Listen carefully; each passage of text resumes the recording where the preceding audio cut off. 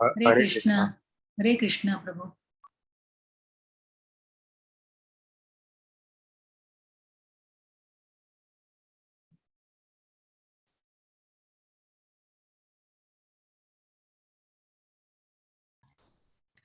हरे कृष्ण माता जी। हरे कृष्णा। हरे कृष्णा।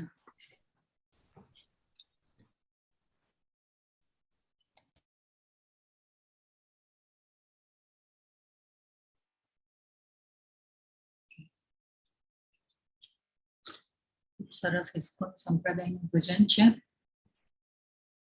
તમારા બધાનું સ્વાગત છે ક્લાસમાં. શ્રીલા પ્રભુપાદ કી જય. વૃંદાવન રમ્ય સ્થાન દિવ્ય ચિંતામણિ ધામ રતન મંદિર મનોહર.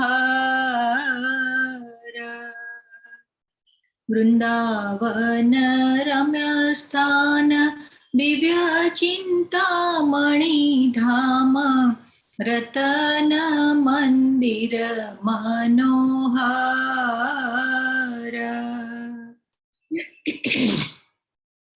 અબ્રત કાલિંદિની રે રાજહંસા કેલી કોરે તાહે શોભે કનક કમાલ. વૃંદાવન રમ્ય સ્થાન દિવ્ય ચિંતામણિ ધામ રતન મંદિર મનોહર.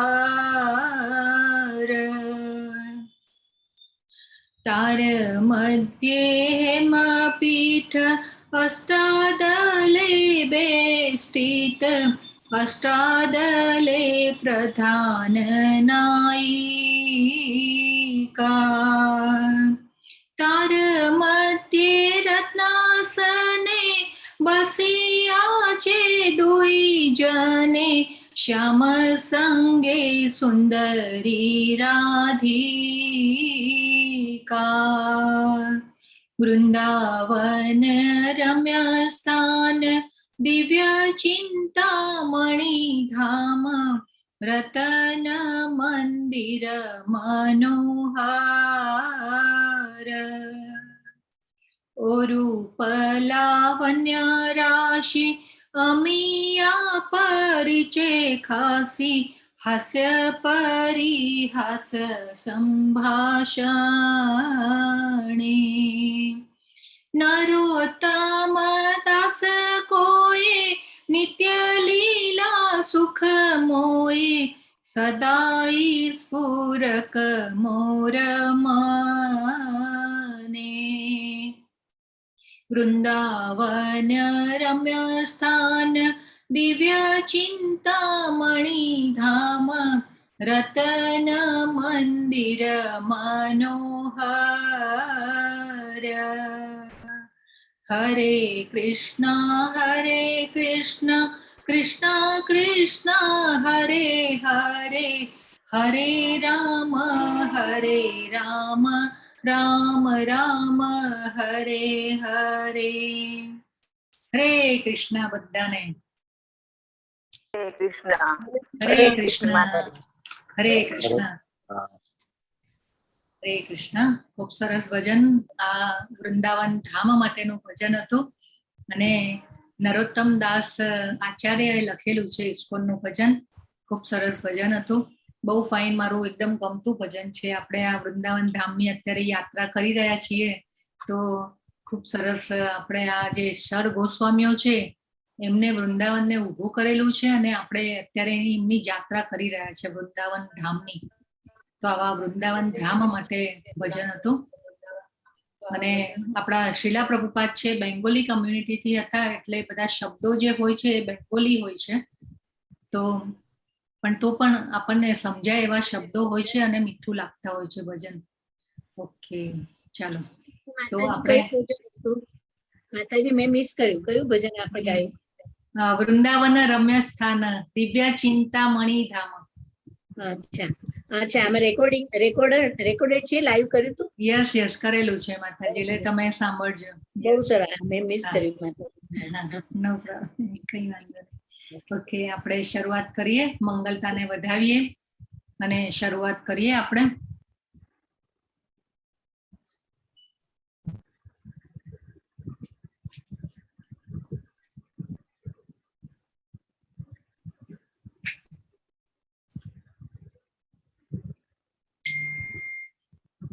ओम अज्ञाततिमिरान्धस्य ज्ञानाञ्जन शलाकया चक्षुरुन्मिलितं येन तस्मै श्री गुरवे नमः. श्री चैतन्य मनोभीष्टं स्थापितं येन भूतले स्वयं रूपा कदा मह्यं ददाति स्वपदान्तिकं. वन्देऽहं श्रीगुरो श्रीयुतपदकमलं श्रीगुरून् वैष्णवांश्च श्रीरूपं साग्रजातं सहगण रघुनाथान्वितं तं सजीवं साद्वैतं सावधूतं परिजनसहितं कृष्णचैतन्यदेवं श्रीराधा कृष्णपादं सहगण ललिता श्रीविशाखान्वितांश्च. हे कृष्ण करुणा सिन्धो दीनबन्धो जगत्पते गोपेश गोपिका कान्त राधाकान्त नमोस्तुते. तप्त काञ्चन गौरांगी राधे वृन्दावनेश्वरी वृषभानुसुते देवी प्रणमामि हरिप्रिये. वाञ्छाकल्पतरुभ्यश्च कृपा सिन्धुभ्य एव च पतितानां पावनेभ्यो वैष्णवेभ्यो नमो नमः. श्री कृष्ण चैतन्य प्रभो नित्यानंद श्री अद्वैत गदाधर श्रीवासादि गौर भक्त वृंद. हरे कृष्ण कृष्ण कृष्ण हरे हरे, हरे राम राम राम हरे हरे. हरे कृष्ण बधाने. तो આજનો અધ્યાય 11 ખૂબ સરસ અધ્યાય છે. તો આજના અધ્યાયમાં વિશ્વરૂપ દર્શન કરાવ્યું છે ભગવાને. તો આપણે લેવલ 1 માં જોઈ ગયા હતા કે કેમ કરાવ્યું છે. સોરી,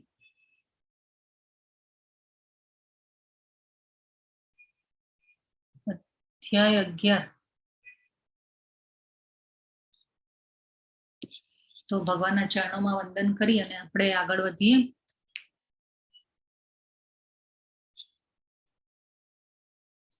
વિશ્વરૂપનું દર્શન કેમ કરાવેલું ભગવાને અર્જુનજીને, કોણ કહેશે? હરે કૃષ્ણ.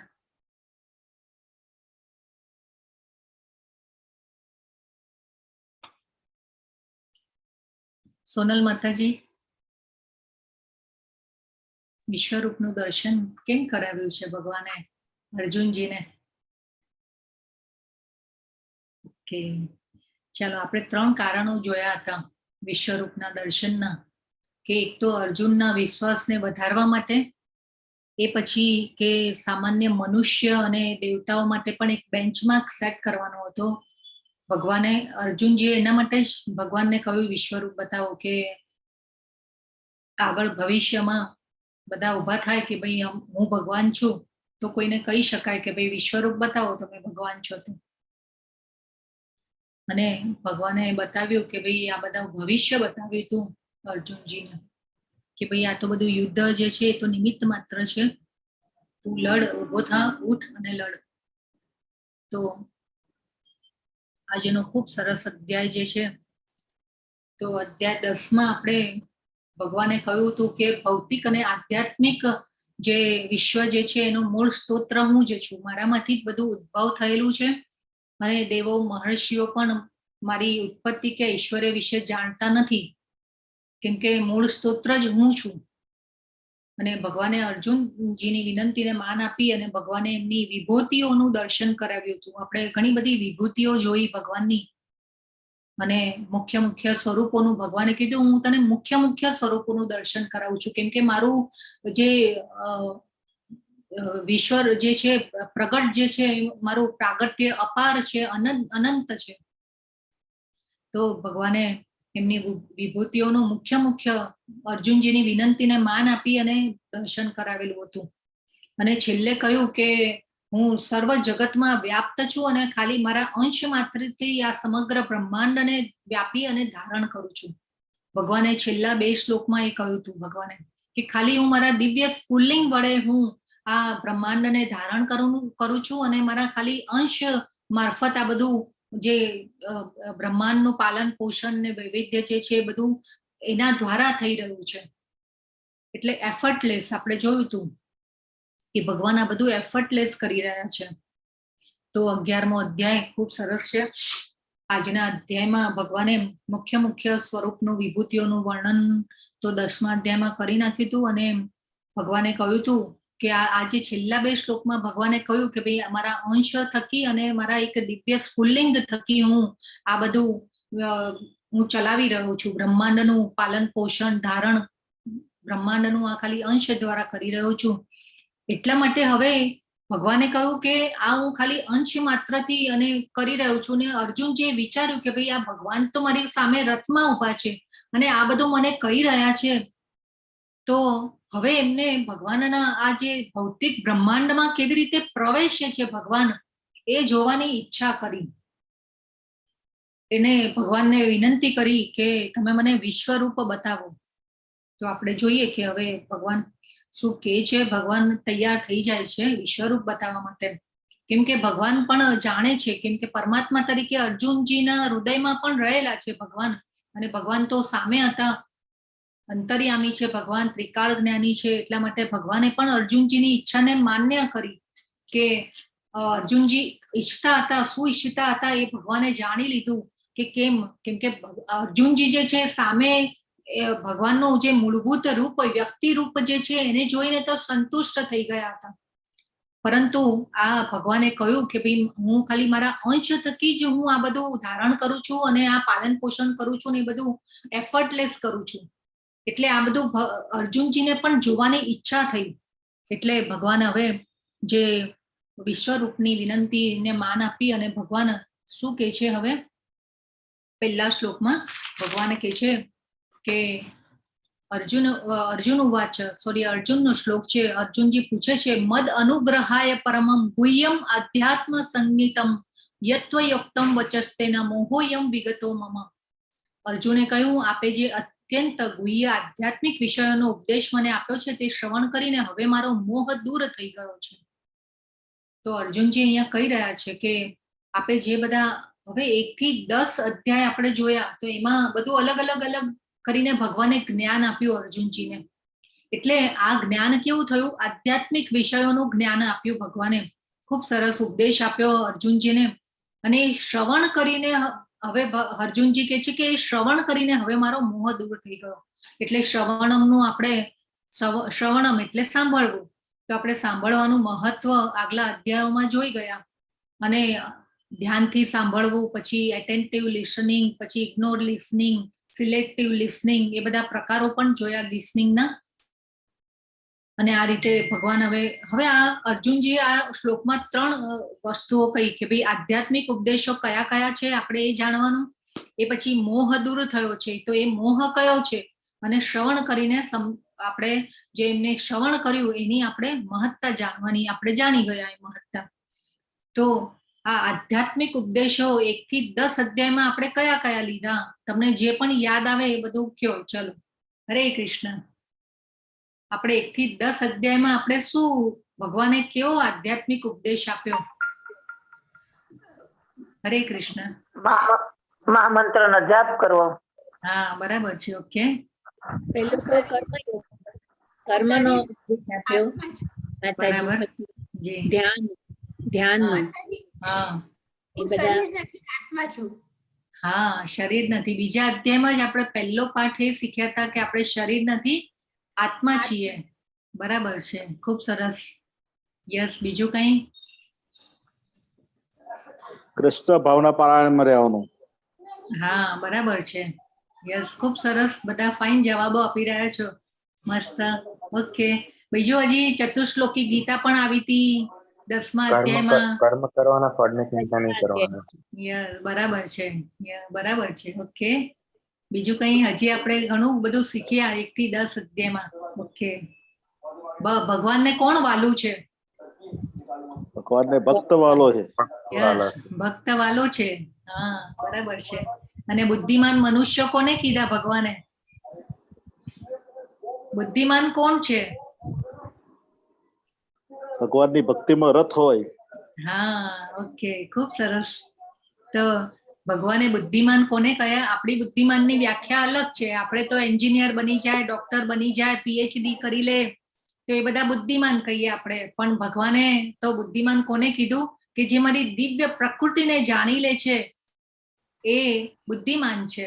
અને સર્વશ્રેષ્ઠ યોગી કોને કહ્યો ભગવાને? આપણે કર્મયોગ જોઈ ગયા, જ્ઞાન યોગ પણ આપણે થોડો થોડો તો સમજી ગયા છે લેવલ 1 માં, અને અત્યાર સુધી પણ હવે જ્ઞાન યોગ તો હવે આવશે 13 થી 18 અધ્યાય જ્ઞાન યોગ છે. પણ આસક્તિ રહિત કર્મ ફળની આશા રાખવી નહીં. કર્મ કરવું, જે કઈ કર્મ કરો એ પ્રભુને અર્પણ કરો અને નિષ્કામ કર્મની ભાવના રાખવી.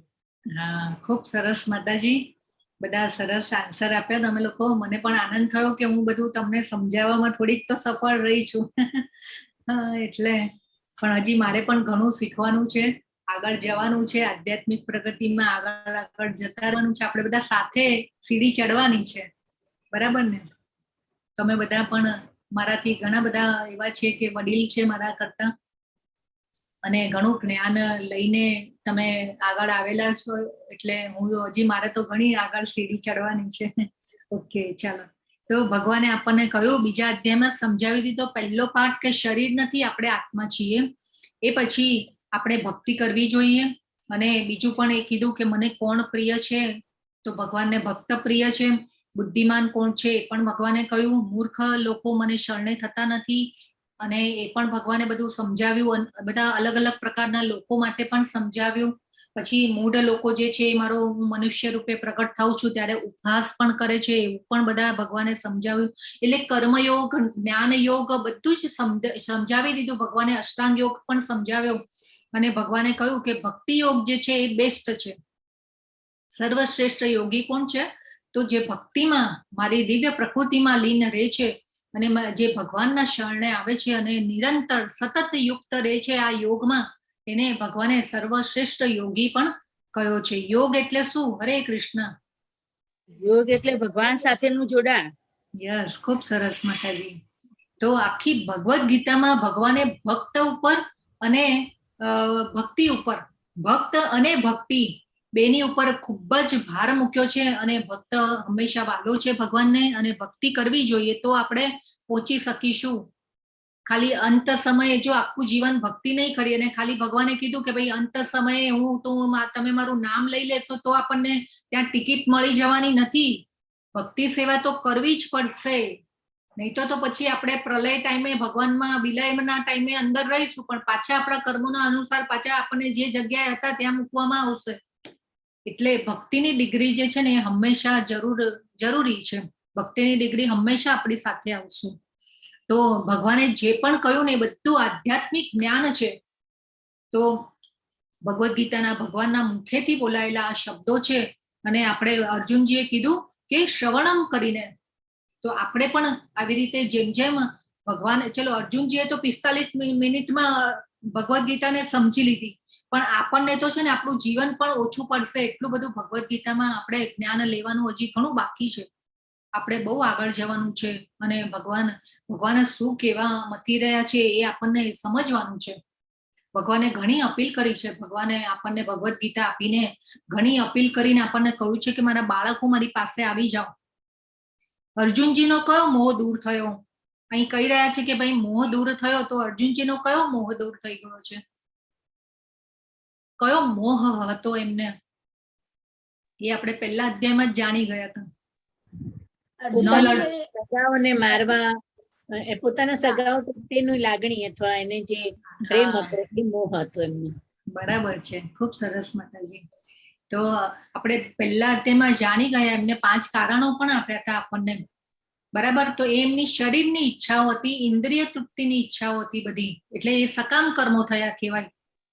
કે એમની ઈચ્છા, અંદર જે ઈચ્છા અને સ્વાર્થ માટે જે આપણે કર્મ કરીએ તો એ સકામ કર્મ કહેવાય. કામ એટલે ઈચ્છા. તો આ રીતે આપણે સમજવાનું છે કે સકામ કર્મો થયા, અને એ સકામ કર્મો ભગવાને કહ્યું છે કે નહીં, આપણે નિષ્કામ કર્મ કરવાના છે.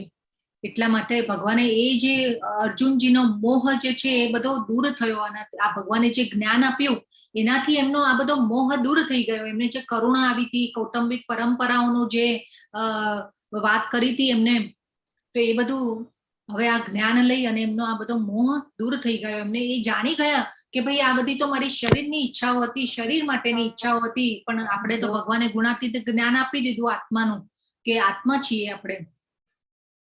તો હવે ભગવાન જે છે, અર્જુનજી જે છે જાણી લીધું કે ભાઈ ભગવાન જે છે સામાન્ય મનુષ્ય નથી, અને ભગવાન મારા જે મિત્ર છે, સખા છે, કોઈ સામાન્ય મનુષ્ય નથી, આ તો પૂર્ણ પુરુષોત્તમ ભગવાન છે એવું જાણી લીધું. અને એ સામાન્ય લોકો માટે, જેને કહેવાય ને કે બેન્ચમાર્ક એક સેટ કરવાનો હતો કે ભાઈ કાલ ઉઠીને કોઈ કહે કે ભાઈ હું ભગવાન છું, અત્યારે પણ આવા માણસો છે, આપણે જોઈ રહ્યા છીએ કે ઘણા લોકોને ભગવાન તરીકે પણ બધા જવા દે, એટલે આમ કે છે કે ભાઈ આ આપણે એક છે ને વચ્ચે બહુ એ પેપરમાં બધી એમની વિશે બહુ આવેલું, એક રાધેમાં કરીને હતા તો એમને પણ બહુ બધા ભગવાનનો અવતાર માનતા હતા કે આ તો સાક્ષાત માતાજી છે. ઘણાને તો ઘણા જેને કહેવાય ને કે માતાજી પણ આવતા હોય નવરાત્રીમાં અને કહેતા હોય કે ભાઈ હું જ માતાજી છું અને મને માતાજી આવે છે, ને આ બધું આવું ધતિંગો ચાલતા હોય છે આપણા સમાજમાં, આપણે જોઈ રહ્યા છીએ. તો બીજું એક છે, અર્જુનજીને એમ હતું કે ભાઈ મારી ભગવાનની કીર્તિ પણ ફેલાય. અર્જુનજી જાણતા હતા કે ભાઈ મેં તો જાણી લીધું કે ભગવાન જે છે સામાન્ય મનુષ્ય નથી, ભગવાન કૃષ્ણ પૂર્ણ પુરુષોત્તમ છે.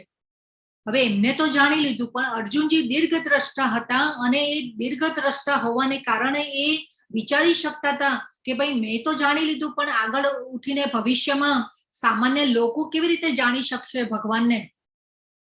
હવે આપણે પણ હોઈએ તો આપણો દીકરો હોય, દીકરી હોય, તો કોઈ ઉચ્ચ ડિગ્રીઓ લીધેલી હોય કે કંઈક એવું કામ કર્યું હોય તો આપણે કેવું આપણને અભિમાન હોય એના ઉપર.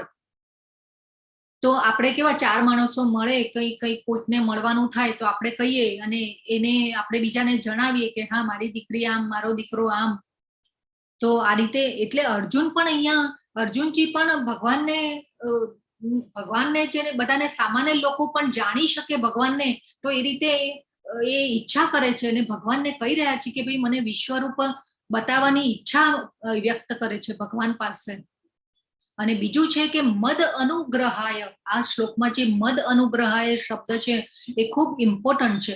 મદ અનુગ્રહાય એટલે કે કૃપા કરી, તમે મારા ઉપર કૃપા કરી એટલા માટે મને આ તમે જે જ્ઞાન આપ્યું અને એ જ્ઞાન આપીને મારા ઉપર કૃપા કરી છે, એટલે ભગવાનને થેન્ક યુ પણ કહી રહ્યા છે. જો આ અર્જુનજીને છે ને કૃતજ્ઞતા, નમ્રતા આમાંથી સ્પષ્ટ આપણને દેખાઈ રહી છે, નમ્રતા. તો આપણે પણ હંમેશા નમ્ર થવું જોઈએ ભગવાન પાસે. નમ્રતા આપણે ભગવાનને ગ્રેટિટ્યુડ, નમ્રતા આભાર વશતા પ્રગટ કરે છે અહીંયા અર્જુનજી. તો આ અર્જુનજી ઉપરથી શીખવાનું છે, આપણે બોધપાઠ લેવાનું છે, એમની પાસેથી શીખવાનું છે કે આપણે હંમેશા ભગવાનને આપણે આભાર પ્રગટ કરવો જોઈએ. આપણે ત્યાં કોઈ આપણા ફેમિલીમાં કોઈ સારું કામ થયું હોય કે કંઈક આપણે એવું કર્યું હોય તો હંમેશા ભગવાનને કૃપા કે ભાઈ ના તમારી કૃપાથી આ થયું છે. કંઈ પણ થાય આપણા ફેમિલીમાં, આપણા કોઈ દીકરાનું સગું થાય, દીકરીનું સગું થાય કે કંઈ પણ થાય, આપણે કોઈ પણ સિચ્યુએશન હોય એમાં પહેલા ભગવાનને યાદ કરવાના, ભગવાનને થેન્ક યુ કરવાનું. આપણે સવારે ઉઠીએ, રાત્રે સુઈ જઈએ તો ભગવાનને યાદ કરીને ઉઠવું જોઈએ, ભગવાનને રાત્રે યાદ કરીને સૂવું જોઈએ, સવારે ઉઠીએ ભગવાનનું મોઢું જોઈએ પહેલા. હંમેશા ભગવાનને સેન્ટરમાં રાખીએ. રાત્રે સૂતી વખતે પણ આપણે યાદ કરીને સૂઈ જવું જોઈએ કે ભાઈ ભગવાન આજનો દિવસ મારો બહુ ખૂબ જ સરસ ગયો, સુગમ ગયો. આજે તમે મારી સાથે હતા તો મારો દિવસ સુગમ ગયો. ન પણ ગયો હોય તો આપણને ઘણીવાર એમ લાગે કે ભાઈ સુડીનો ઘા સોયથી ટળ્યો હોય, આપણને એ ન ખબર પડે, પણ ભગવાન હંમેશા બધાનું ધ્યાન રાખતા હોય છે. પરમાત્મા તરીકે હૃદયમાં આપણા રહેલા છે, સાક્ષી તરીકે પરમિશન આપનાર ભગવાન છે. તો હંમેશા આપણે શ્રદ્ધા અને વિશ્વાસ રાખવો જોઈએ અને આ રીતે ગ્રેટિટ્યુડ, થેન્ક યુ. ભગવાન હંમેશા કહે છે કે થેન્ક યુ વાળો ડિપાર્ટમેન્ટ છે ને એ મારો ખાલી જ રહે છે. આપણે આપણું કામ પૂરું થઈ જાય ને એટલે પછી આપણે ભગવાનને યાદ કરતા નથી. પણ આપણે એ પણ જાણી ગયા કે સુખ આવે ને તો વધારે ભક્તિ કરવાની. આપણે 6થા અધ્યાયમાં જ જાણી ગયા હતા કે આપણી ભક્તિની રક્ષા કરે છે અને ભગવાન એવું અનુકૂળતા કરી આપે છે આપણને કે આપણે બહુ આર્થિક જરૂરિયાત માટે બહુ મહેનત ન કરવી પડે અને આપણે ભક્તિ કરી શકીએ એવી અનુકૂળતા આપણને કરી આપે ભગવાન. આપણી ભક્તિની રક્ષા કરવા માટે આ બધું ભગવાન આપણને કરીએ કે આપણે પહોંચી શકીએ ગોલોકધામમાં ભગવાન પાસે. તો આપણે જરૂર કરવું જોઈએ. આપણે હંમેશા ભગવાનને થેન્ક યુ કહેવું જોઈએ, રોજ જ કહેવાનું.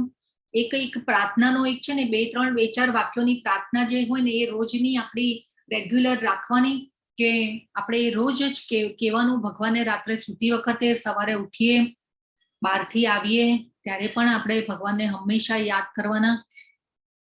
તો આ રીતે ખૂબ મહત્વનું છે. મદ અનુગ્રહાય જે છે એ ખૂબ જરૂરી છે.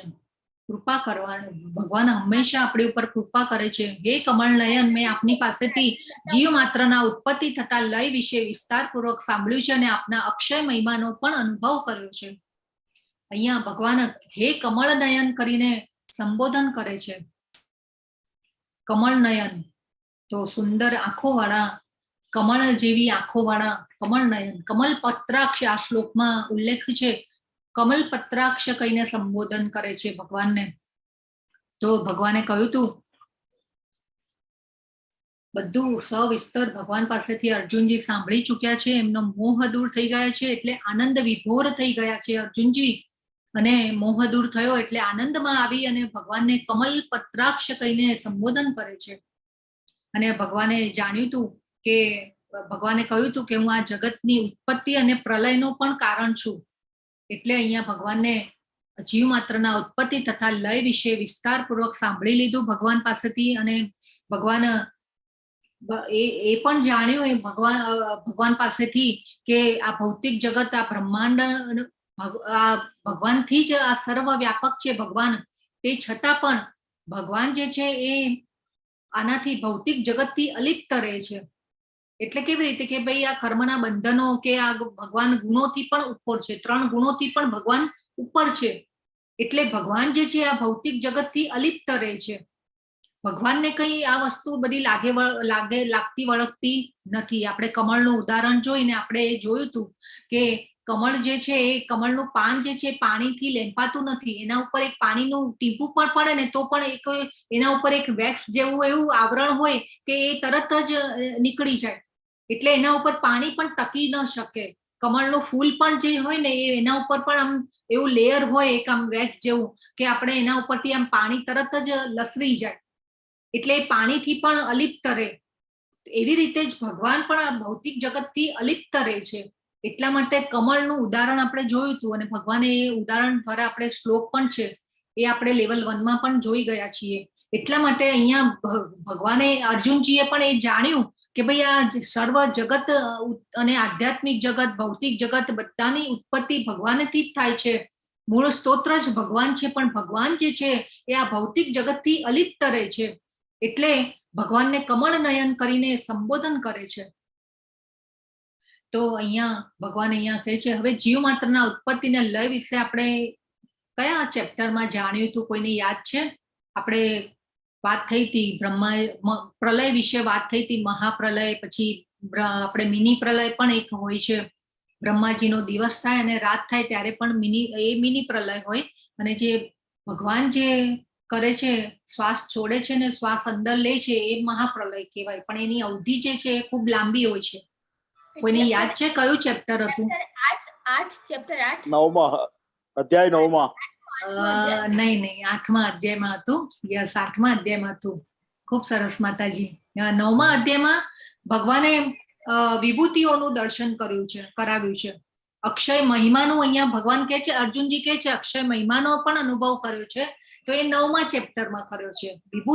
વિભૂતિ યોગમાં આપણે જોયું હતું. યસ. અને શક્તિઓનો પરિચય કયા ચેપ્ટરમાં કરાવેલો યાદ છે કોઈને? બધી શક્તિઓનો, પૃથ્વી, જળ, અગ્નિ, વાયુ, આકાશ, પાણીનો સ્વાદ હું છું.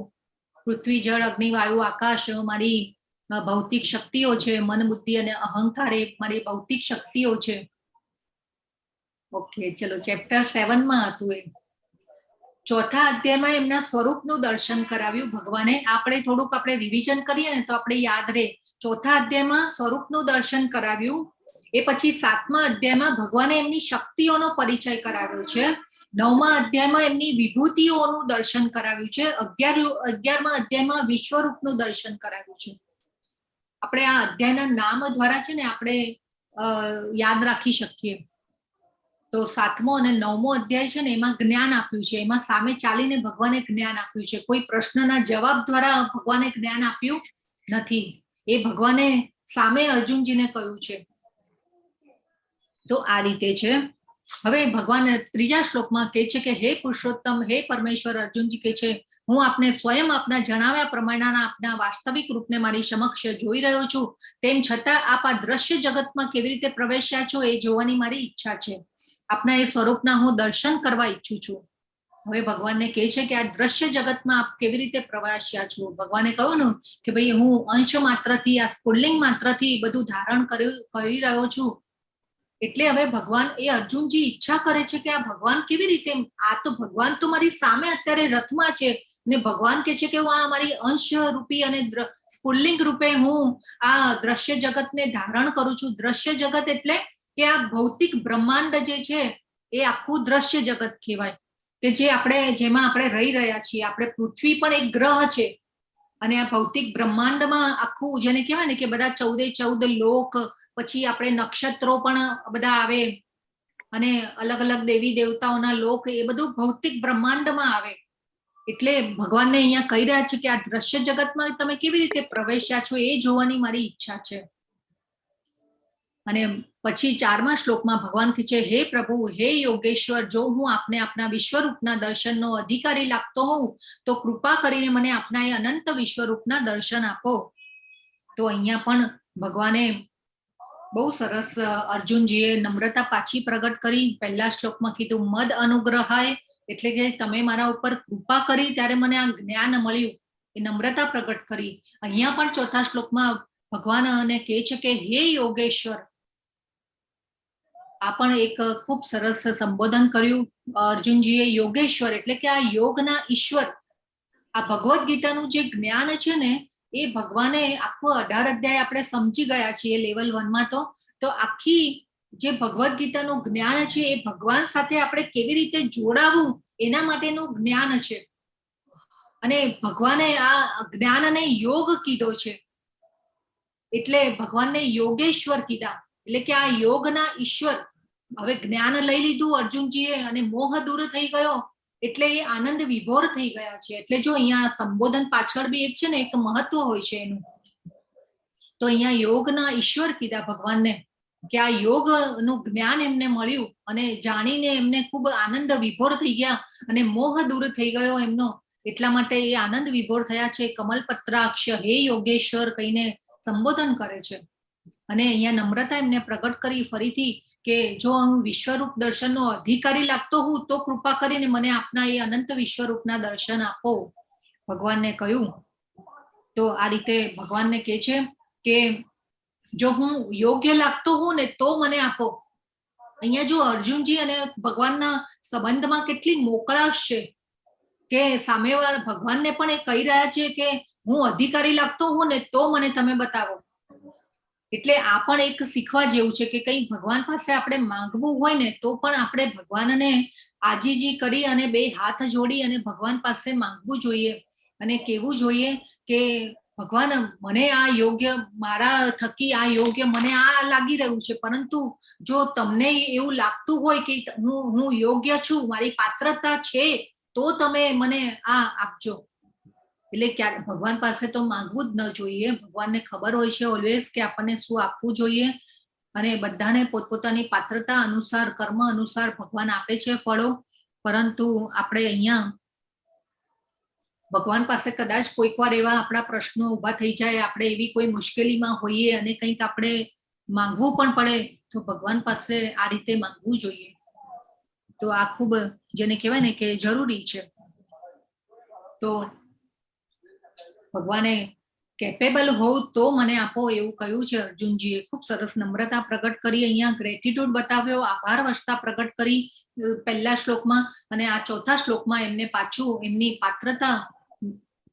તો ભગવાન પણ આપણી પાત્રતા જોઈ અને પછી આપણને આપે જ છે. તો ભગવાન તો આપણે 1 ડગલું આગળ ચાલીએ ને તો 10 ડગલા આગળ ચાલવા માટે રેડી છે. પણ આપણે શરણાગત થવાની જરૂર છે, આપણે સમય આપવાની જરૂર છે ભગવાનને. તો આ જરૂરી છે. તો આ આપણે ખૂબ સરસ રીતે અર્જુનજી પાસેથી શીખવું જોઈએ. 5મો શ્લોક છે. પૂર્ણ પુરુષોત્તમ પરમેશ્વર બોલ્યા, હે અર્જુન, હે પાર્થ, હવે તું મારી વિભૂતિઓને જો, સેંકડો હજારો પ્રકારના દૈવી તથા વિવિધ વર્ણોવાળા રૂપોને જો. તો પુરુષોત્તમ ભગવાન બોલ્યા, હે અર્જુન, હે પાર્થ, હવે તું મારી વિભૂતિઓને જો. વિભૂતિઓનું દર્શન હવે અહીંયા ભગવાન જે છે એ વિશ્વરૂપ બતાવવાનું શરૂ કરે છે અહીંયાથી. અને આપણે હે પાર્થ, હે કૌંતેય કે ત્યારે કોને યાદ કરવાના? હરે કૃષ્ણ. કુંતી માતાને. કુંતી માતાને. ખૂબ સરસ. કેમ યાદ કરવાના કુંતી માતાને? એ અનન્ય ભક્તિ કરતા હતા ને ભગવાનને. યસ, ખૂબ સરસ. તો અનન્ય ભક્તિ કરતા હતા કુંતી માતા.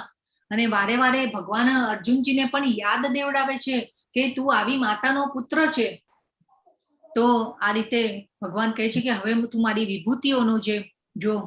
અને ભગવાને હવે છે ને આ જે ભગવાને વિશ્વરૂપ જ્યારે બતાવે છે ને ત્યારે એ આપણે એક નક્કી કરવાનું છે કે આ ભગવાન છે આ વિશ્વરૂપ જે છે ને એ પ્રગટ અને અપ્રગટ, ક્યારેક પ્રગટ થાય અને ક્યારેક અપ્રગટ પણ રહે. ભગવાન હંમેશા વિશ્વરૂપ બતાવતા નથી. અર્જુનજીએ ઈચ્છા પ્રગટ કરી એટલા માટે ભગવાને તૈયાર થયા છે વિશ્વરૂપ બતાવવા માટે.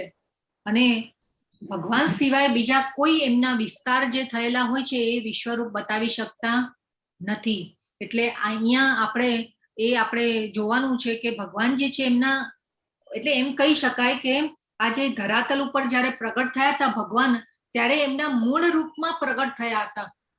એમનો કોઈ વિસ્તાર નહોતો. ભગવાન હંમેશા જ્યારે પ્રગટ થાય છે, યુગે યુગે હું પ્રગટ થાઉં છું એવું ભગવાને કહ્યું હતું આગળના અધ્યાયમાં.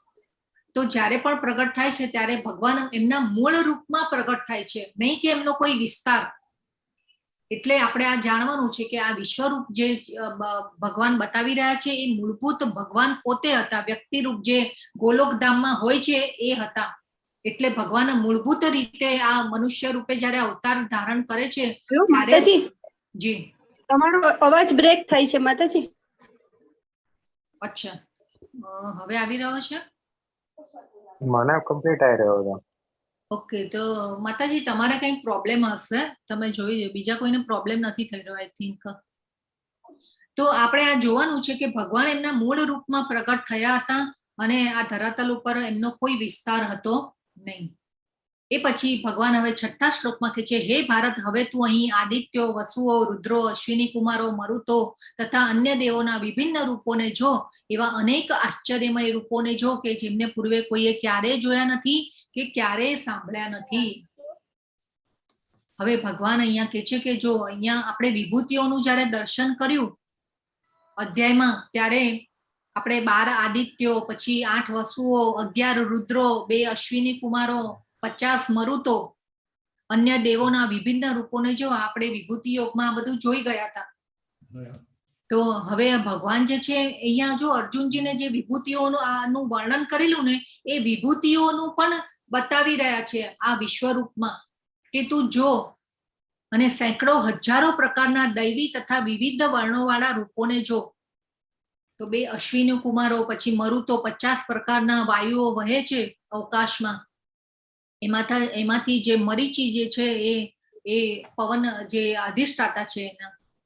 તો આ રીતે બધું આપણે ખૂબ સરસ વર્ણન આપણે જોયું હતું. તો હવે જે વિભૂતિઓ જે બતાવેલી એનું વર્ણન ભગવાન અહીંયા બતાવી રહ્યા છે, ઓરિજિનલ બતાવી રહ્યા છે ભગવાન, એમને પ્રેક્ટિકલ બતાવી રહ્યા છે. અને કહી રહ્યા છે કે પૂર્વે ક્યારે કોઈ જોયા નથી કે સાંભળ્યા નથી. હવે ભગવાન 7મા શ્લોકમાં કહે છે, હે અર્જુન, તું જે કંઈ જોવા ઈચ્છે તે હમણાં જ મારા આ દેહમાં જો. તું અત્યારે અને ભવિષ્યમાં પણ જે જોવા ઈચ્છતો હોય તે સર્વ આ વિશ્વરૂપમાં જોઈ શકીશ. અહીં એક જ સ્થાનમાં સ્થાવર અને જંગમ બધું જ તું જોઈ શકીશ. તો એક જ સ્થાનમાં બેઠા બેઠા કોઈ વ્યક્તિ બ્રહ્માંડ જોઈ શકે નહીં. આ ભગવાને જ અર્જુનજીને શક્તિ આપી છે. કોઈ પણ મોટામાં મોટો વૈજ્ઞાનિક હોય ને તો પણ એ જોઈ ન શકે. એક જ સ્થાનમાં અર્જુનજી રથમાં ઉભા છે, સામે ભગવાન ઉભા છે અને એક જ સ્થાનમાં રહી અને જોવાનું કહે છે ભગવાન. તો આપણે આ રીતે જોઈ ન શકીએ. આ ભગવાન જે છે શક્તિ પ્રદાન કરે છે, જેનાથી જેને કહેવાય ને કે ભૂત, વર્તમાન અને ભવિષ્ય અહીંયા ભગવાન કહી રહ્યા છે કે તું આ દેહમાં જો. તું અત્યારે અને ભવિષ્યમાં પણ જે જોવા ઈચ્છતો હોય તે સર્વ આ વિશ્વરૂપમાં જોઈ શકીશ, ભગવાન કહી રહ્યા છે. હવે અર્જુનજી જે છે ને આમાં માથું ફેરવી રહ્યા છે કે ભાઈ હું જોઈ રહ્યો છું પણ દેખાતું કેમ નથી. આ ભગવાન તો કે છે કે તું જો તું જો તું જો, પણ આ અર્જુનજીને કઈ દેખાઈ રહ્યું નથી. તો હવે ભગવાન શું કરશે તો અર્જુનજીને દેખાશે? હરે કૃષ્ણ. કેમ દેખાઈ નથી રહ્યું? હા, બરાબર છે. યસ. તો જો અહીંયા 5મા શ્લોકથી ભગવાને આ વિશ્વરૂપ બતાવવાનું સ્ટાર્ટ કર્યું પણ એમને દેખાઈ નથી રહ્યું. એટલે હવે ભગવાન કે છે, એટલે ભગવાન પણ અર્જુનજીને બતાવી રહ્યા છે કે ભાઈ તું દિવ્ય ચક્ષુ વગર જોઈ નહીં શકે. એટલે આ છે ને ટ્રેલર એક બતાવી દીધું અર્જુનજીને કે હું કહું છું પણ તું જોઈ નથી શકતો. પણ હવે ભગવાન અહીંયા એનું કારણ આપશે કે પરંતુ તું મને તારી આ વર્તમાન આંખે જોઈ શકીશ નહીં, તેથી હું તને દિવ્ય નેત્રો આપું છું. હવે તું મારા યોગ ઐશ્વર્યને જો. જો અહીંયા ભગવાને કહી દીધું કે હવે હું દિવ્ય નેત્રો આપું છું, એનાથી તું જોઈ શકીશ. તું આ તારી વર્તમાન આંખે જોઈ નહીં શકે. તો ભગવાને દેખાડવાનું શરૂ પણ કર્યું પણ જોઈ નથી શકતા. તેથી ભગવાન કારણ આપે છે કે તારી વર્તમાન આંખેથી તું જોઈ નહીં શકે. દિવ્ય નેત્રો આ ભગવાન આપે છે. બીજા કોને નેત્રો આપ્યા હતા? દિવ્ય દ્રષ્ટિ કોને આપેલી હતી? સંજયજીને આપેલી છે. યસ, ખૂબ સરસ. અને સંજયજી આ ધૃતરાષ્ટ્રની સમક્ષ વર્ણન કરી રહ્યા છે. હવે સંજયજીને તો દ્રષ્ટિ પહેલા મળી ગઈ, પહેલા મળી જ ગયેલી હતી દ્રષ્ટિ. આપણે જાણી ગયા કે કુરુક્ષેત્રમાં જે વર્ણન કરે છે, યુદ્ધનું વર્ણન જે બધું કરે છે એ સંજયજી દિવ્ય દ્રષ્ટિ દ્વારા કરે છે. તો આજે 5, 6 અને 7 શ્લોક જે છે એ ધૃતરાષ્ટ્રને વર્ણવી લીધા છે, ઓલરેડી વર્ણવે છે સંજયજી, પણ અર્જુનજીને દેખાતું નથી. તો આ બધું જે છે ને એ આપણે આવી રીતે સ્લાઇડો બનાવેલી છે પણ આપણે શ્લોક દ્વારા સમજીશું. આ બધા શ્લોકના નંબર ને બધું આપેલું છે, પરંતુ આ બધી જે છે ને કે બધું વિવિધતા કરેલી છે થોડી, પણ આપણે શ્લોક દ્વારા સમજીશું. તો હવે 9 થી 31 શ્લોકમાં જે છે સંજયજી છે આ ધૃતરાષ્ટ્રને વર્ણન કરે છે કે કેવી રીતે બતાવ્યું ભગવાને અર્જુનજીને વિશ્વરૂપ, કેવી રીતે બતાવવાનું સ્ટાર્ટ કર્યું. એટલે હવે સંજયજી જે છે એ 5, 6, 7 જે શ્લોકનું વર્ણન જે છે ને એ અર્જુનજી ધૃતરાષ્ટ્રની સમક્ષ કરી રહ્યા છે. તો સંજય બોલ્યા, હે રાજા, આ પ્રમાણે કહીને સર્વ યોગ શક્તિના પરમેશ્વર એવા પરમ યોગી ભગવાને અર્જુનને પોતાના વિશ્વરૂપનું દર્શન કરાવ્યું. સંજય ઉવાચ, હે રાજા. જો પહેલા છે ને ધૃતરાષ્ટ્રને આમ ઉત્સાહિત કરે છે, ધૃતરાષ્ટ્રને કહે છે કે હે રાજા કરીને સંબોધન કરે છે કે ભાઈ ધૃતરાષ્ટ્રને સારું લાગે. પણ એ પછી જુઓ તમે કે હે રાજન કરીને બોલાવે છે ધૃતરાષ્ટ્રને, અને પછી ભગવાનની મહત્તાને એ ઉજાગર કરે છે કે મહાયોગેશ્વરો હરિહી, સર્વ યોગ શક્તિના પરમેશ્વર એવા પરમ યોગી ભગવાને અર્જુનને પોતાના વિશ્વરૂપનું દર્શન કરાવ્યું. તો અહીંયા પહેલા ધૃતરાષ્ટ્રને રાજા તરીકે સંબોધન કરે છે અને પછી ભગવાનને મોટા કરે છે, કેમ કે સંજયજી પણ ભગવાનના ભક્ત હતા અને પરોક્ષ રીતે ભગવાનને મહાયોગેશ્વરો કે છે અને હરિહી કે છે. અને પરોક્ષ રીતે ધૃતરાષ્ટ્રને પણ જણાવી દે છે કે ભાઈ આ યોગેશ્વર અને હરિ એમની સાથે છે એટલે તમારી હાર નક્કી છે. અને એ પહેલા રાજા તરીકે સંબોધન કરી દીધું કે ભાઈ આ રાજાને ખરાબ ન લાગવું જોઈએ. એટલે જો કેવા હાંજા ગગડી ગયા છે ધૃતરાષ્ટ્રના સાંભળીને કે વિશ્વરૂપનું દર્શન કરાવ્યું. અને હંમેશા જે ભયમાં હોય, ખોટું કામ કરતા હોય એટલે ભયમાં જ હોય હંમેશા. એટલા માટે આપણે આ અહીંયા જાણ્યું કે સંજયજી પણ ભગવાનના ભક્ત હતા. તો અહીંયા ભગવાન દિવ્ય નેત્રો આપ્યા સંજયજીને. કોની પાસેથી મળેલા હતા દિવ્ય નેત્રો? વેદવ્યાસજી. ખૂબ સરસ. હા, બરાબર છે. તો આપણે જો અહીંયા 3D મૂવી જોવા ગયા હોય ને, આપણે 3D મૂવી જોવા ગયા હોય અને પછી નેત્રો આપે ને, તો ભગવાનને આ સોરી આપણો 8મો શ્લોક આપણે જોયો ને, બરાબર છે. તો આપણે આ દિવ્ય નેત્રો આપ્યા ભગવાનને આપણે જેમ 3D જોવા પિક્ચર જોવા જઈએ છીએ અને આપણે એ ચશ્મા ન પહેરીએ ને ત્યાં સુધી આપણને દેખાય નહીં, એ બધું 2 ડાયમેન્શન વાળું જ દેખાય. પણ પછી જ્યારે ચશ્મા પહેરીએ ને ત્યારે ખબર પડે અને 3D ઇફેક્ટ આપણને જોવા મળે. એવી રીતે અર્જુનજીને પણ અને સંજયજીને પણ દિવ્ય નેત્રો મળ્યા અને આ બધું વર્ણન ધૃતરાષ્ટ્ર પાસે કરે છે ને હવે અર્જુનજી પણ એમની અનુભૂતિ પણ જણાવશે આગળ. તો હવે આ સંજયજી છે ધૃતરાષ્ટ્ર સામે વર્ણન કરી રહ્યા છે કે અર્જુનજીએ શું જોયું. અર્જુને તે વિશ્વરૂપમાં અસંખ્ય મુખ, અસંખ્ય નેત્ર તથા અસંખ્ય આશ્ચર્યમય દ્રશ્યો જોયા. આ રૂપ અનેક દિવ્ય આભૂષણોથી અલંકૃત હતું તથા અનેક દિવ્ય શસ્ત્રોથી સજ્જ હતું. તે દૈવી માળાઓ તથા વસ્ત્રથી શોભતું હતું અને અનેક સુગંધી દ્રવ્યોના વિલેપન વાળું હતું. બધું જ આશ્ચર્યમય, તેજમય, અસીમ તથા સર્વ વ્યાપક હતું.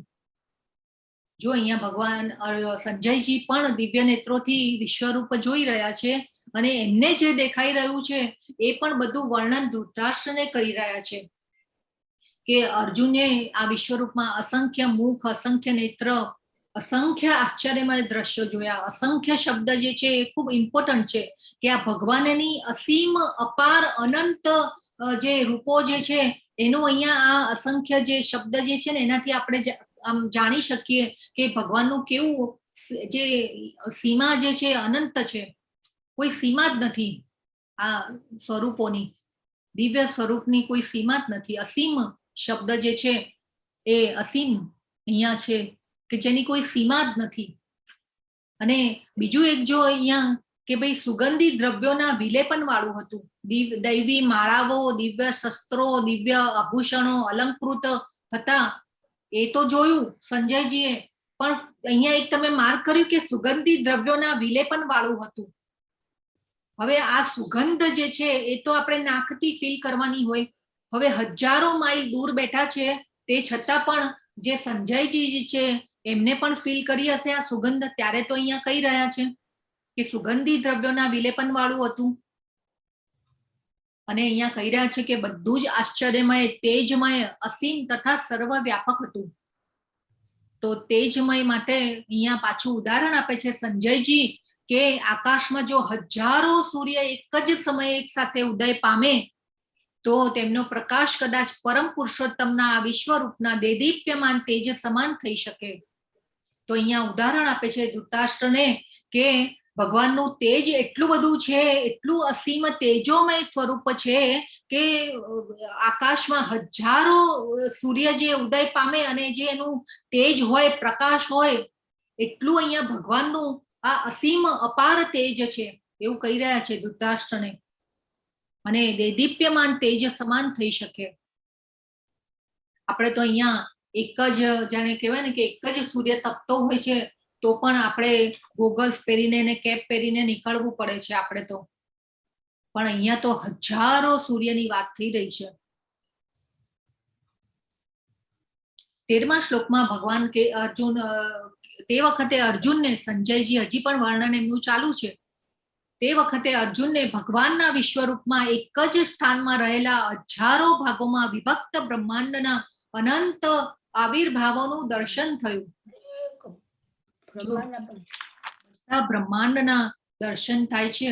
અનેક બ્રહ્માંડના આપણે જોઈ ગયા ગોલોક ચાર્ટમાં જોયું છે કે ભગવાન એમના શ્વાસ જ્યારે છોડે છે ત્યારે અનેક રંધ્રોમાંથી બ્રહ્માંડો ઉત્પન્ન થાય છે અને એ બ્રહ્માંડોમાં પાછા એમની પોતાની ગર્ભોદકશાહી વિષ્ણુ તરીકે પોતે પ્રવેશ કરે છે અને એ પ્રવેશ કરીને પછી એ બ્રહ્માંડને ધારણ કરે છે અને વૈવિધ્ય ઉત્પન્ન કરે છે. એમાં આપણે બધું જોઈ ગયા છીએ. તો અનેક બ્રહ્માંડોના એ દર્શન કરે છે, અનંત આવિર્ભાવોનું દર્શન કરે છે. તો આપણે આ બધું જોઈ ગયા છે. વૈદિક શાસ્ત્રોમાં બધો ઉલ્લેખ છે કે કેટલાક ગ્રહો માટીના બનેલા છે, કેટલાક સોનાના બનેલા છે ગ્રહો, કેટલાક રત્નોના પણ ગ્રહો બનેલા છે, પછી કેટલાક અત્યંત મોટા છે, કેટલાક મોટા નથી. આ બધું વૈદિક શાસ્ત્રોમાં છે ઉલ્લેખ. ઘણો બધો ઉલ્લેખ છે કે કેવા કેવા ગ્રહો અને બ્રહ્માંડો ઉત્પન્ન થાય છે ભગવાનની શક્તિમાંથી. અને એ બી પછી બધું કેવું ભગવાને આગળ કહી દીધું ને કે હું ખાલી મારા અંશ માત્ર અને દિવ્ય સ્ફુલ્લિંગ દ્વારા, આપણે ઉદાહરણ પણ જોયું હતું, આમ ખાલી આપણે દિવ્ય આમ ખાલી ઓલી દિવાસળી પ્રગટાવીએ ને કેવું આમ તેજ જે અંશ આમ પ્રગટ થાય એટલે એવું અંશ માત્રથી ભગવાન આ બધું કરી રહ્યા છે, એફર્ટલેસ પાછું. અને આ બધું પાછા અર્જુનજી કેવું રથમાં ઉભા જોઈ શકે છે. હવે આ બધું અર્જુનજી અને કૃષ્ણ જે છે ભગવાન વિશ્વરૂપ બતાવે છે અર્જુનજીને, પણ રથમાં ઉભા જોઈ શકે છે, પણ બીજા લોકો જાણી શક્યા નહોતા કે અર્જુનજી અને કૃષ્ણ વચ્ચે શું વાતચીત ચાલી રહી છે. આ બધું કોઈ જાણી શક્યું નહોતું. તો આ ખૂબ જરૂરી છે. તો આપણે પણ જો આવા ભક્તિના દિવ્ય નેત્રો, આપણે 3D ચશ્મા, આપણે ભક્તિના 3D ચશ્માને આપણે પહેરવાના છે, અને ત્યારે આપણે ભગવાનને જાણી શકીશું. આવા દિવ્ય ચક્ષુ મળતા રહેશે અને ભગવાનનો પ્રેમ પણ, ભગવાનની અનુભૂતિ પણ મળતી રહેશે. તો આપણે ભક્તિની ડિગ્રી અને ભક્તિના 3D ચશ્મા પહેરવાના છે આપણે. તો ભગવાન કે અર્જુનજી હજી પણ, સંજયજી હજુ પણ આ વર્ણન ચાલુ રાખે છે ધૃતરાષ્ટ્ર પાસે. ત્યારે મૂંઝાયેલા, આશ્ચર્યચકિત થયેલા તેમજ રોમાંચિત થયેલા અર્જુને પ્રણામ કરવા પોતાનું મસ્તક નમાવ્યું અને હાથ જોડી પરમેશ્વરની સ્તુતિ કરવા લાગ્યા. ભગવાન જે છે વિશ્વરૂપ બતાવી રહ્યા છે અને ઘણું બધું આશ્ચર્યમય જોયું, અને દિવ્ય સ્વરૂપો, આભૂષણો દ્વારા અલંકિત માળાઓ ને બધું ધારણ કરેલું, સુગંધિત દ્રવ્યો વાળા, વિલેપન વાળું ભગવાનનું સ્વરૂપ જોઈ અને અર્જુનજી જે છે મૂંઝાયેલા છે, આશ્ચર્યચકિત થયેલા છે, તેમજ રોમાંચિત પણ થયેલા છે. જો બધા મિશ્ર ભાવો છે અર્જુનજીના. તો મૂંઝાયેલા, ઘણા બધા મિશ્ર ભાવો. દિવ્ય દર્શન થતા જ કૃષ્ણ અને અર્જુનજી વચ્ચેનો જે સંબંધ પણ છે ને એ પણ ચેન્જ થઈ ગયો. અત્યાર સુધી તો અર્જુનજી મિત્ર અને સખા તરીકે એમની સાથે વ્યવહાર કરતા હતા, પણ હવે આ વિશ્વરૂપ જોયું ને એટલે જેને કહેવાય ને કે નામ આપણે આપણી અત્યારની ભાષામાં આપણે જોઈએ ને તો ગદગદ થઈ ગયા, આપણે કહીએ ને ગદગદ થઈ ગયા, અને આનંદ વિભોર થઈ અને કમલ પત્રાક્ષ, કમળ નયન કરીને પણ સંબોધન કર્યું. હે યોગેશ્વર કર્યું સંબોધન. એટલે ગદગદ થઈ ગયા છે અર્જુનજી, અને આ બધા ભાવ જે છે એમનામાં આશ્ચર્ય, મૂંઝાયા છે, રોમાંચ પણ થયો છે. જો અહીંયા આપણે જોઈ રહ્યા છે કેટલું અદ્ભુત ચિત્રો બનાવેલા છે આ ઇસ્કોનના જે ભક્તો જે છે ને એમને બનાવેલા છે આ બધા ચિત્રો. ખૂબ સરસ ભાવવાહી ચિત્રો હોય છે. તો આ રીતે અર્જુનજી જે છે અલગ અલગ ભાવમાં આવેલા છે. શાસ્ત્રોમાં ભગવાન સાથેના સંબંધો, 12 સંબંધો સાથે આપણે જોડાઈ શકીએ છીએ ભગવાન સાથે. તો 12 રસ પણ કહેવાય છે એને. તો આ રીતે 5 મુખ્ય રસ છે: શાંત રસ, દાસ્ય રસ, શાક્ય રસ, વાત્સલ્ય રસ અને માધુર્ય રસ. તો આ જે છે એ 5 મુખ્ય રસ છે, અને બીજા બધા જે 7 છે ને એ ગૌણ રસ છે, કે એમાં હાસ્ય, અદ્ભુત રસ. અત્યારે અર્જુનજી જે છે આશ્ચર્યચકિત થયેલા છે એટલે આને અદ્ભુત રસ કહેવાય. તો આ જે બીજા જે છે ને આ 7 રસ એ ગૌણ રસ કહેવાય, અને એમાં અદ્ભુત રસમાં અત્યારે અર્જુનજી આવેલા છે. અદ્ભુત. એ પછી વીર રસ, કરુણા, પછી રૌદ્ર રૂપ, પછી અહીંયા બીભત્સ નથી પણ એટલે આપત્તિ રસ જે કહેવાય, ભય. તો આ જે 7 છે એ ગૌણ રસ કહેવાય, અને આ જે 5 જે છે એ મુખ્ય રસ કહેવાય છે. ચૈતન્ય ચરિતામૃતમાં પણ ખૂબ સરસ આનો ઉલ્લેખ છે. આ અહીંયા થોડીક ગુજરાતી ટાઈપિંગમાં મિસ્ટેક થયેલી છે, પણ આ શાંત રસ છે અને આ માધુર્ય રસ છે. અહીંયા પણ આ આપત્તિ રસ કહેવાય છે. આ આપણે બીભત્સનો જે આપણો ગુજરાતી વર્ડ છે એ ખોટો છે, એકચ્યુઅલી ખરાબ રીતે આપણે કરીએ છીએ, પણ એ અહીંયા આ નથી લેવામાં આવ્યો. તો અહીંયા આપણે આપત્તિ રસ જે છે એ આપણે જાણવાનું છે.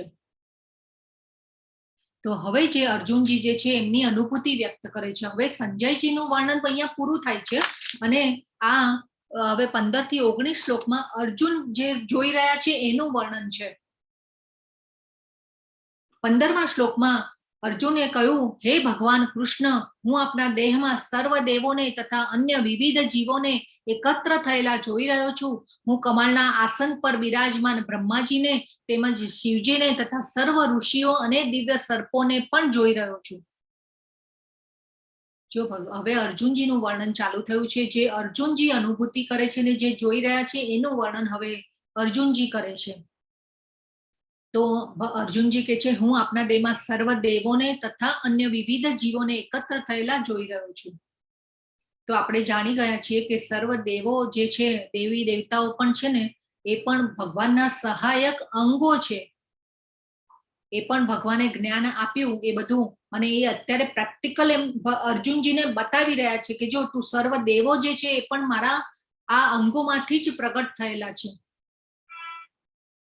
હું કમળના આસન પર બિરાજમાન બ્રહ્માજીને તેમજ શિવજીને તથા સર્વ ઋષિઓ અને દિવ્ય સર્પોને જોઈ રહ્યો છું. હવે બ્રહ્માજી જે છે એ ઉપર ટોપ લેવલ એટલે કે આપણે સત્યલોક એમનું બ્રહ્મલોક છે, અને બીજું છે કે જે દિવ્ય સર્પોને ગર્ભોદક શાહી જે વિષ્ણુ જે છે એ બ્રહ્માંડના તળ ભાગમાં હોય છે. તળ એટલે કે એકદમ નીચેના ભાગમાં જે ગર્ભોદક સાગર જે છે એની ઉપર ભગવાન શયન કરે છે. એટલે આ એકદમ ઉપરનું અને એકદમ નીચેનું બધું જ અર્જુનજી અત્યારે જોઈ રહ્યા છે. હવે ગર્ભોદકશાહી વિષ્ણુ જે છે એ જે સર્પ ઉપર જે શયન કરે છે એને વાસુકી સર્પ કહે છે.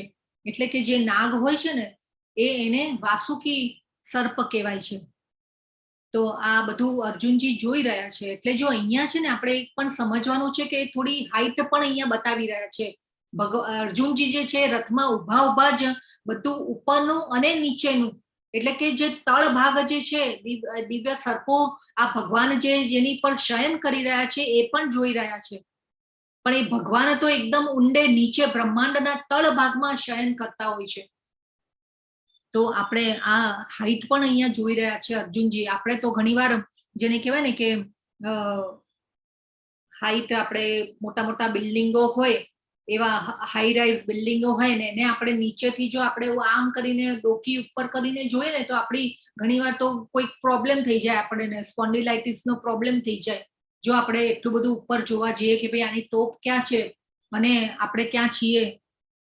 આપણે ઘણીવાર જો દુબઈ ને એ સાઈડ આપણે જતા હોઈએ આવતા હોઈએ તો એવા મોટા મોટા હાઈ રાઇઝ બિલ્ડિંગો હોય ને આપણે સાઈડ નીચેથી જોઈએ ને ઉપર તો આપણને એમ લાગે કે ઘણીવાર ચક્કર આવે જ્યારે આપણી ડોકો એટલી સુધી ઉપર પહોંચી જ ન શકે, આપણી આંખો એટલી પહોંચી જ ન શકે, ભાઈ એનું ટોપ ક્યાં છે દેખાઈ જ ન શકે. એવી રીતે જો આપણે કોઈ એવા પર્યટન સ્થળ પર ગયા હોઈએ તો એવા કોઈ માઉન્ટેન એરિયા વાળામાં જ ગયા હોઈએ તો આપણે નીચે ખીણમાં જોઈએ ને તોય આપણને તો ચક્કર આવી જાય. પણ અહીંયા તો રથમાં ઉભા જ બધું અર્જુનજી જોઈ રહ્યા છે. હવે 16મા શ્લોકમાં ભગવાનને કહે છે હે જગન્નાથ, હે વિશ્વરૂપ, હું આપના દેહમાં અનેક હસ્ત, ઉદર, મુખ તથા ચક્ષુઓને જોઈ રહ્યો છું કે જે સર્વત્ર વ્યાપ્ત છે અને જે અંત વિહીન છે. હું આપની અંદર અંત, મધ્ય કે આદિને જોતો નથી. અને આગલા શ્લોકમાં પણ કીધું શિવજીને, બ્રહ્માજીને બધાને હું જોઈ રહ્યો છું. અને 16મા શ્લોકમાં કે છે હવે જો અહીંયા સંબોધન શું કર્યું, હે જગન્નાથ, હે જગતના નાથ, હે વિશ્વરૂપ, હું આપના દેહમાં અનેક હસ્ત, ઉદર, મુખ તથા ચક્ષુઓને જોઈ રહ્યો છું. જો અહીંયા પણ આપણે જોઈ રહ્યા છીએ કે અનેક હસ્ત, ઉદર બધું અનેક છે. ભગવાન કેટલા જેને કહેવાય ને કે આ કેવું હશે આ વિશ્વરૂપ, આપણે તો આ બિલીવ ન કરી શકીએ. જે સર્વત્ર વ્યાપ્ત છે ને જે અંત વિહીન છે. હવે અર્જુનજી આપણને ઘણીવાર આપણે ક્યાંક કોઈ મ્યુઝિયમમાં ગયા હોય કે આપણે એવી કોઈ જગ્યાએ ગયેલા હોય ને તો ત્યાં આપણે રસ્તાનું એક ડિરેક્શન આપેલું હોય, એન્ટ્રી ગેટ હોય ને એક્ઝિટ ગેટ હોય અને પછી ડિરેક્શન આપેલું હોય, ઓલા એરો કરેલા હોય કે ભાઈ અહીંયાથી અહીંયા વળો, અહીંયાથી અહીંયા જાઓ. તો એવા એરો પણ બતાવેલા હોય કે તમારે અહીંયાથી અહીંયા જવાનું ને અહીંયાથી અહીંયા જવાનું. તો એ બધું ડિરેક્શન પણ આપેલું હોય. તો અહીંયા પણ ભગવાન એટલે અહીંયા પણ અર્જુનજી જે છે ને એવી રીતે જોવાની કોશિશ કરે છે કે ભાઈ શરૂઆત ક્યાં છે, એન્ટ્રી ક્યાંથી થઈ છે ને એક્ઝિટ ક્યાં છે ને બધું શું છે. આમ મોઢું ફેરવે છે પણ અર્જુનજીને ક્યાંય દેખાતું નથી. તો ભગવાન એટલે એમને આવી જિજ્ઞાસા પણ એક ઊભી થઈ ગઈ હોય છે કે ભાઈ આ બધામાં હું જે જોઈ રહ્યો છું એમાં કોઈ શરૂઆત નથી, કોઈ મધ્ય નથી, કોઈ અંત નથી, ક્યાંય કઈ જોઈ નથી શકાતું. એટલા માટે ભગવાનને અહીંયા પાછા કહી રહ્યા છે કે હું આપની અંદર અંત, મધ્ય કે આદિને જોતો નથી. 17મા શ્લોકમાં ભગવાન કે છે આપના સ્વરૂપનું દર્શન કરવું દુષ્કર છે. અર્જુનજી કહી રહ્યા છે કે આ દુષ્કર છે આ કારણ કે તેનું દેદીપ્યમાન તેજ પ્રજ્વલિત અગ્નિ તથા સૂર્યના અગાધ પ્રકાશની જેમ સર્વવ્યાપી છે.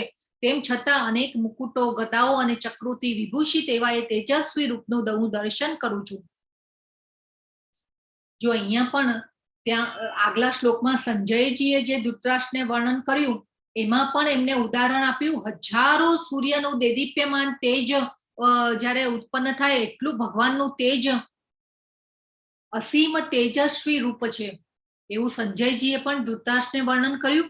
અને હવે અહીંયા અર્જુનજી પણ અહીંયા આ શ્લોકમાં કહી રહ્યા છે કે આપના સ્વરૂપનું દર્શન કરવું દુષ્કર છે કારણ કે તેનું દેદીપ્યમાન તેજ પ્રજ્વલિત અગ્નિ અથવા સૂર્યના અગાધ પ્રકાશની જેમ સર્વવ્યાપી છે.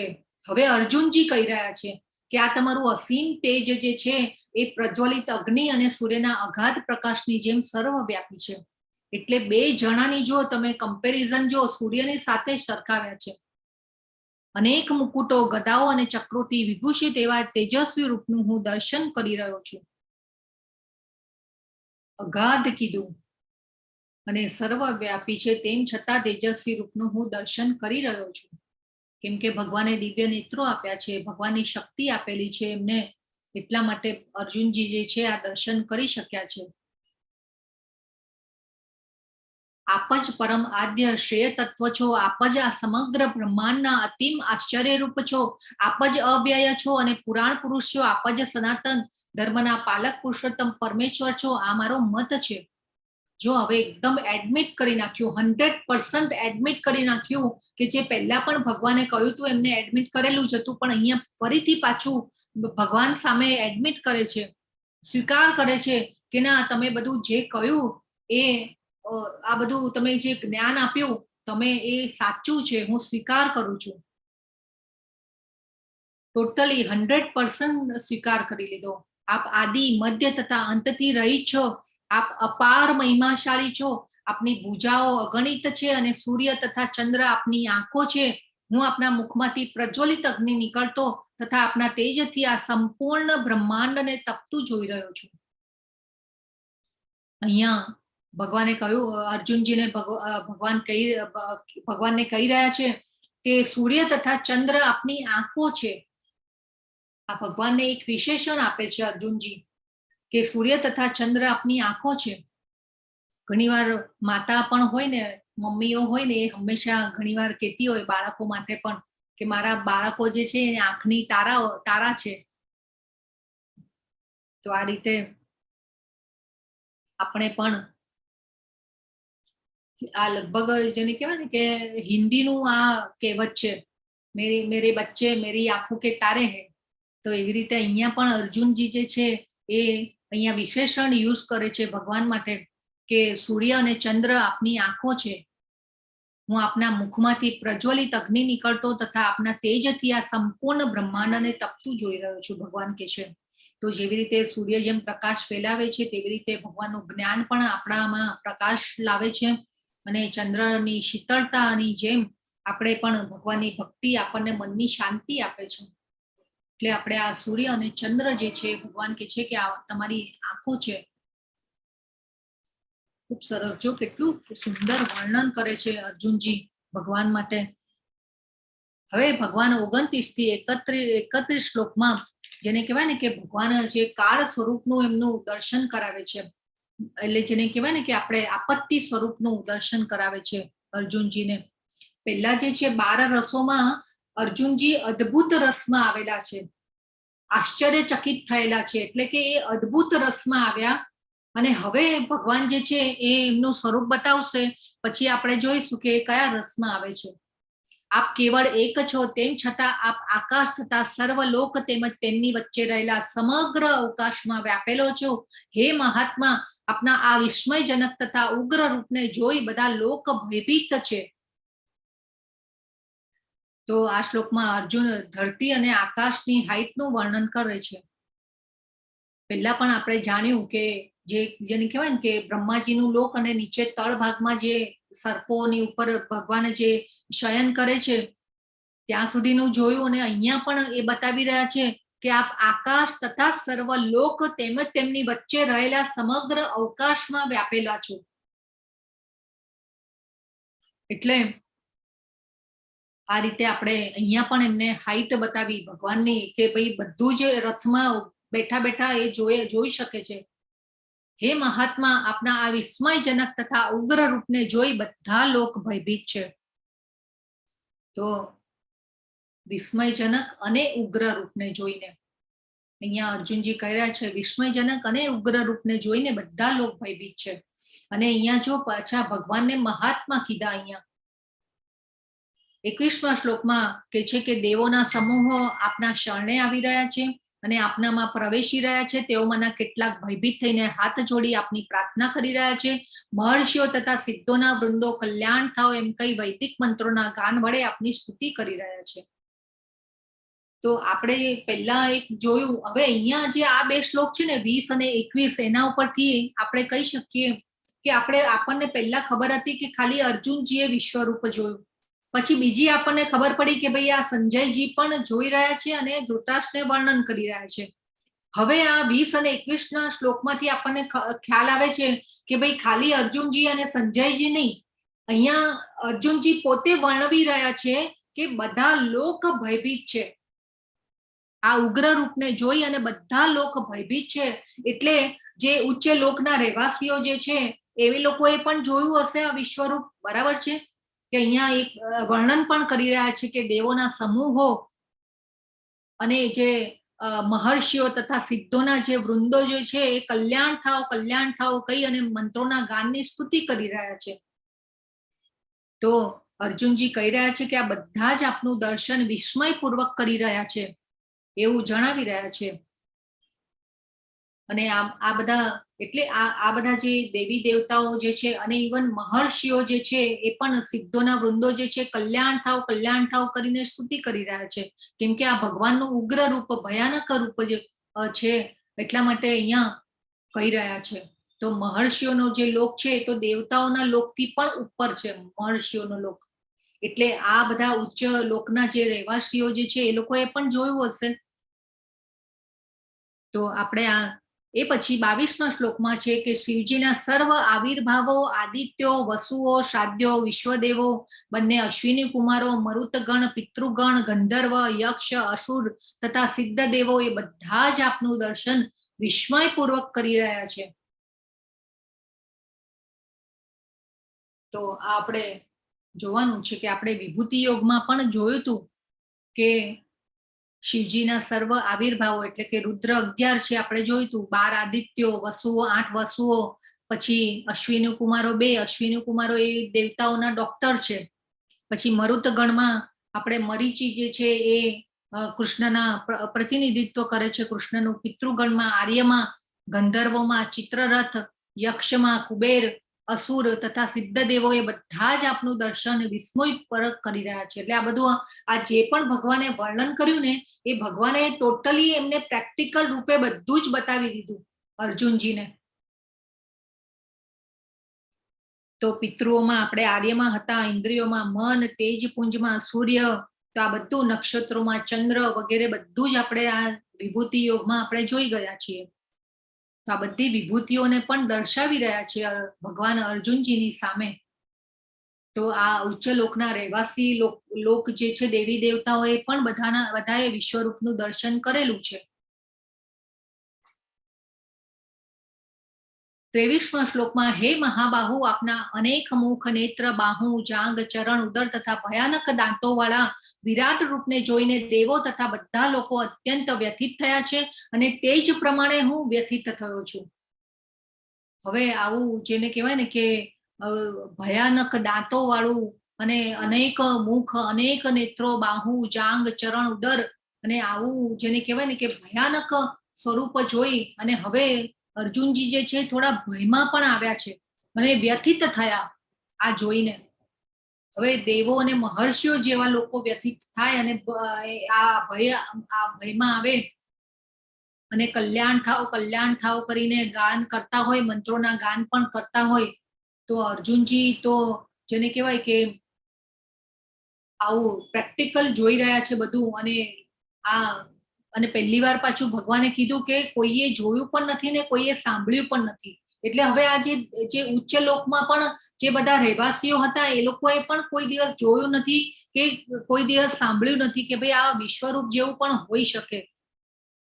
આપણે પણ આપણી સામે કોઈ એકદમ જેને કહેવાય ને કે નવી વસ્તુ આવી જાય કે કંઈક આપણે પણ જોયેલી ન હોય, કોઈક આપણે આમ એવું સાંભળેલું પણ ન હોય અને કેવી એકદમ જ કોઈ અચાનક લાવીને આપણી સામે મૂકી દે તો આપણે પણ સરપ્રાઈઝ થઈ જઈએ ને પહેલા.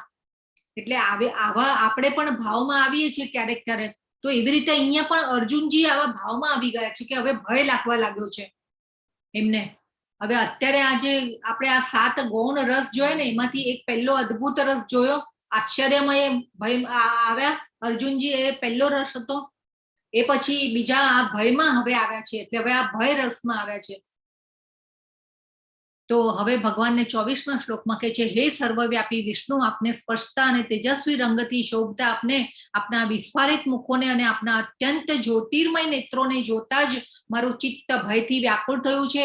આથી હું મારા ચિત્તના ધૈર્ય કે શાંતિને હવે જાળવી શકું તેમ નથી. આ બધા ભયાનક રૂપો જોયા ભગવાનના, અને આ ભયાનક રૂપ જોઈ અને હવે એકદમ વ્યથિત થઈ ગયા છે. હવે ભગવાનને કહે છે કે હું ધૈર્ય કે શાંતિ જાળવી શકતો નથી. તો ખૂબ ભયભીત પણ થયા, વ્યથિત પણ થયા છે. અને હવે 25મા શ્લોકમાં એ કૃપા કરવા માટે કહે છે કે હે દેવાધિદેવ, હે વિશ્વના આધાર, આપ મારા પર અનુગ્રહ કરો, હવે મારા ઉપર કૃપા કરો. આ પ્રમાણે આપના પ્રલય અગ્નિ સમા મુખોને તથા વિકરાળ દાંતોને જોઈ અને મારું સમતોલન જે છે જાળવી શકતો નથી. હું ચારે બાજુથી મૂંઝાઈ ગયો છું.